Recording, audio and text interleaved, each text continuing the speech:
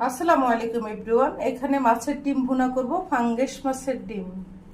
এখানে দিয়েছি আমি 1 কাপ পেঁয়াজ কুচি, আদা রসুন পেস্ট, হাফ চামচ হলুদ, হাফ চামচ গুঁড়ো মরিচ, হাফ চামচ ধনিয়া, হাফ চামচ জিরা, স্বাদ মতো লবণ, কাঁচামরিচ। এখন সবকিছু ভালোভাবে আমি ম্যারিনেট করে নেব। দিয়ে দিব পরিমাণ মতো তেল।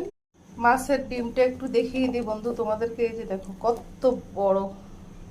এটা আমি ভালো করে ম্যারিনেট করে নিব সব মশলার সাথে। তবে এটা ম্যারিনেট করাটা আমার জন্য অনেক কষ্টদায়ক হচ্ছে, কজ ফাঙ্গেস মাছের ডিম অনেক হার্ড। এখন নেড়ে চেড়ে দিচ্ছি।